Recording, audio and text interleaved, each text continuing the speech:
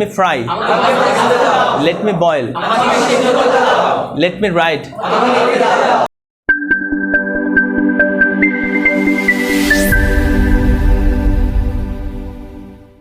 Let me do. Let him do. Let her do. Let Abian do. Let them do.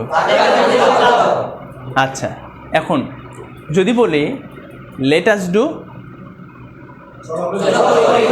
পার্থক্য না?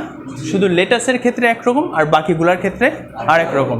আচ্ছা, এখন আমি আপনাদেরকে ইংলিশ বলবো, আপনারা বাংলা বলবেন। আচ্ছা, আমি তো let me do দিয়ে বললাম। আচ্ছা, let me cook. Let me sell. Let me build. Let me plant. Let me fry. Let me boil. Let me write. Let me buy. Let me bring. Let me clean. Let me drink. Let me earn. Let me learn. Let me make.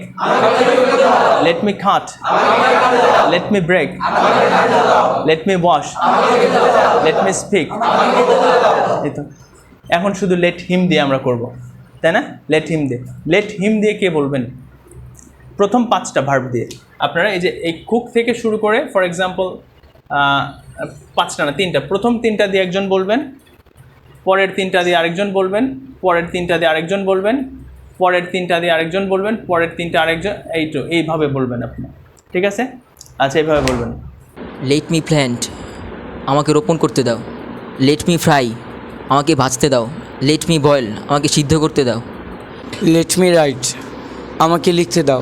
Let me by, আমাকে কিনতে দাও। Let me bring, আমাকে আনতে দাও।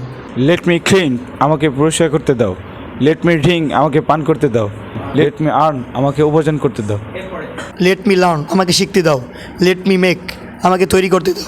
Let me কাট, আমাকে কাটতে দাও। Let me break, আমাকে ভাঙতে দাও। লেট মি ওয়াশ, আমাকে ধৌত করতে দাও। লেট মি স্পিক, আমাকে বলতে দাও।